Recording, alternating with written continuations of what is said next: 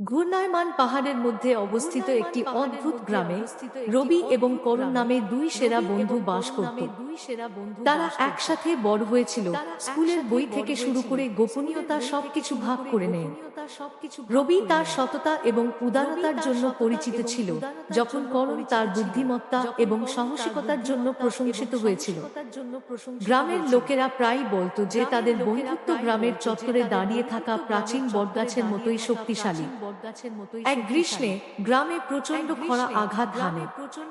ক্ষেত শুকিয়ে গিয়েছিল এবং গ্রামবাসীরা তাদের দৈনন্দিন প্রয়োজনের জন্য পর্যাপ্ত জল খুঁজে পেতে লড়াই করেছিল।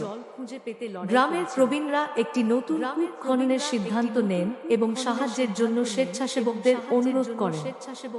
রবি এবং করণ বিনা দ্বিধায় এই প্রচেষ্টায় যোগ দেন।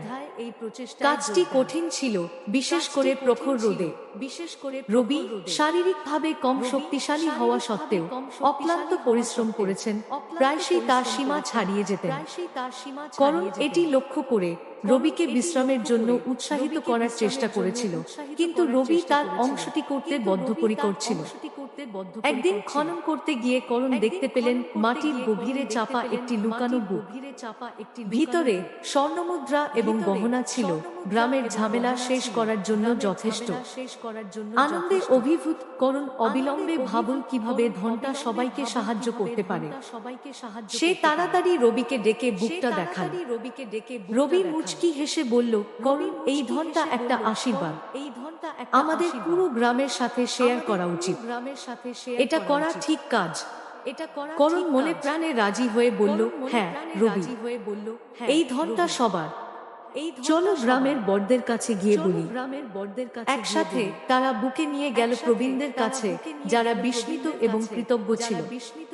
ধনটি একটি নতুন কূপ নির্মাণ, ভবিষ্যতে খরার জন্য খাদ্য সঞ্চয় করতে এবং গ্রামের স্কুলের উন্নতির জন্য ব্যবহার করা হয়েছিল। গ্রামবাসীরা রবি ও করণের নিঃস্বার্থতাকে আনন্দিত ও উদযাপন করেছিল। তাদের গল্প সমগ্র অঞ্চলে ছড়িয়ে পড়ে এবং লোকেরা তাদের সততা এবং ঐক্যের জন্য দুই বন্ধুর প্রশংসা করেছিল। রবি এবং করণ গ্রামে বসবাস করতে থাকে, তাদের বন্ধন আরও দৃঢ় হয়। তারা বন্ধুত্ব এবং গুণের প্রতীক হয়ে ওঠে, সবাইকে শিক্ষা দেয় যে সত্যিকারের বন্ধুত্ব এবং সততা যেকোনো প্রতিকূলতা কাটিয়ে উঠতে পারে। আর তাই গ্রামটি সমৃদ্ধ হয়েছে, শুধু ধন সম্পদের কারণে নয়, রবি এবং করণের উদাহরণের কারণে, দুই সেরা বন্ধু যাদের হৃদয় সোনার মতো সমৃদ্ধ ছিল।